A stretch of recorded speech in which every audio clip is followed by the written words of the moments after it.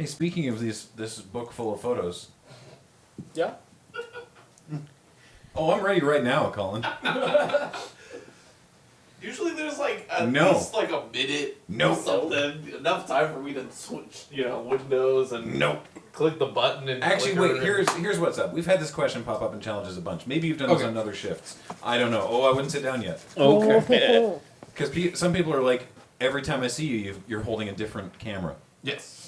Have you previously on another shift gone over the various things you have with you? This year, no. Could you? Absolutely. I would love to know about your gear. Go get your cameras, I will Colin. bring out all of the gear. Go to your camera hole, Excellent. Colin.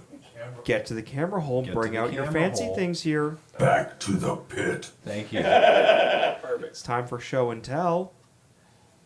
I'll bring everything. Why not? Nothing brings me more joy than watching a man hold $20,000 of gear at once in a room full of loose cords. Yeah. We've mostly taped them down. Mostly. That one's taped down. Hey Ian, I hold $7,000 worth of equipment in my ears at all Nice. times. That's pretty cool, actually. I mean, And close. varying degrees of cool. And away. That shouldn't be the cost. Can I help? Yeah, factually, yeah. Put it on my teeth. You can mark a bus stop for me. I got. Oh. Actually, I'll start with this one. Okay. Because this one's probably the one I get the most questions about. This is the Rolleiflex. Thank Is that a you. Specific name? Nice work, Sir Jordan. First one of the year. Actually, I don't think it does have a specific name. This is it's a little new to me. It's about a year old to me. Ooh, Dylan just implemented bus stops on the GBQ break screen. Thank you. Yeah, thanks, Jeez, Dylan. that is an old picture of.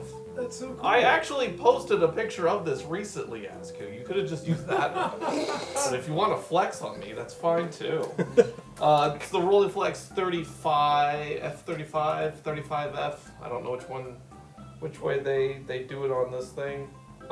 It's an old medium format camera. Does 6x6. Uses 120 film. So it does big squares? Does big squares, big old square boy.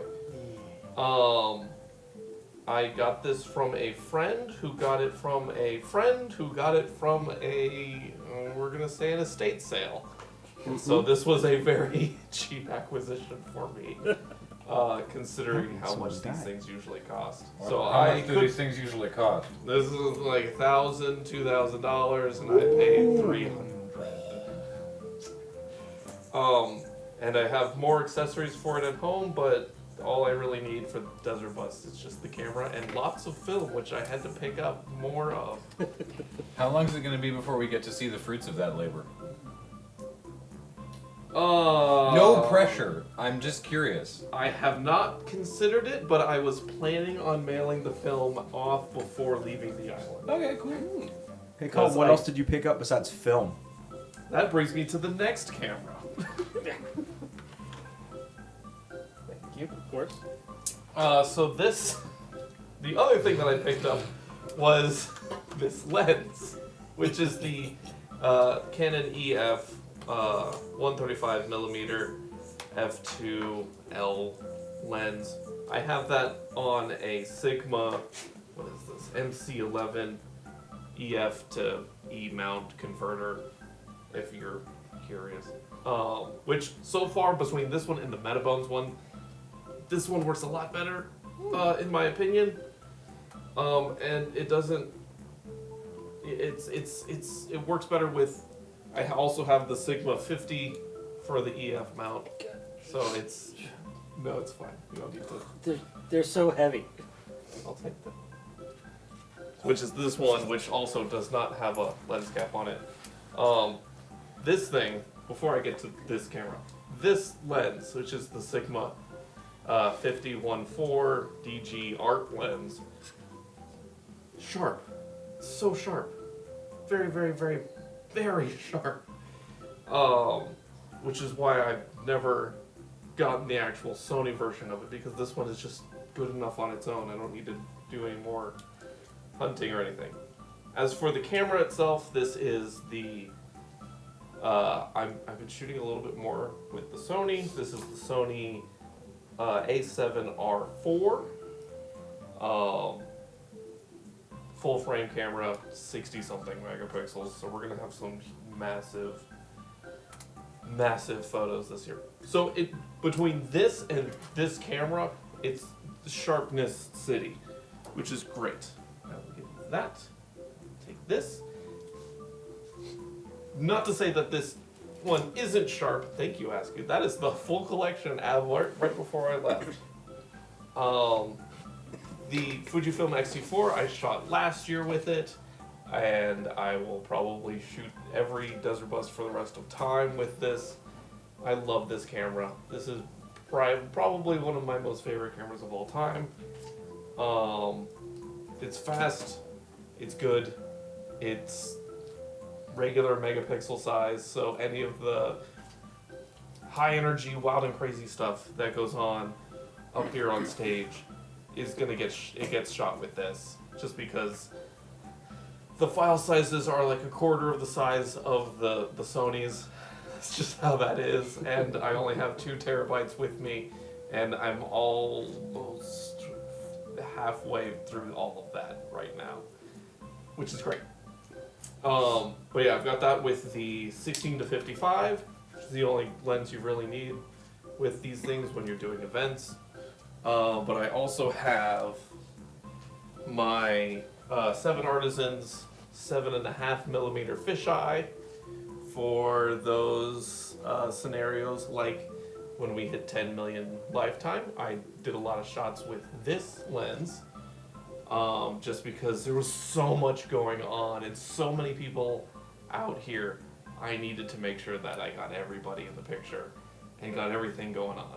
So always nice to have a good fisheye. And it, software right now is good enough where defishing the fisheye is actually it's not half bad, if I'm honest. Love the fish. Love the fish. I'll set that right there. Oh, yes, I almost forgot this one.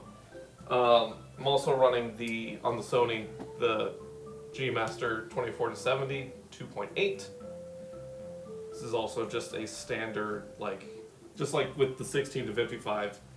It's a workhorse city right here. Work horse. It's good for everything. I don't know. Last but certainly not least, I have the Olympus XZ-1, which is a point-and-shoot. No way. I can't remember what year this is from. I love that those sort of mid-2000s. You and Jason both have one of those, like a mid-2000s point and shoot. His is a film one. This is film. This is digital. The aesthetic is returning. The aesthetic is returning. This is it's an old CCD sensor, so it is not great for low light. Although I have been using this. I have this on me at all times, basically, because it fits in the pocket perfectly. It's great. I think that's why the small digicams are coming back.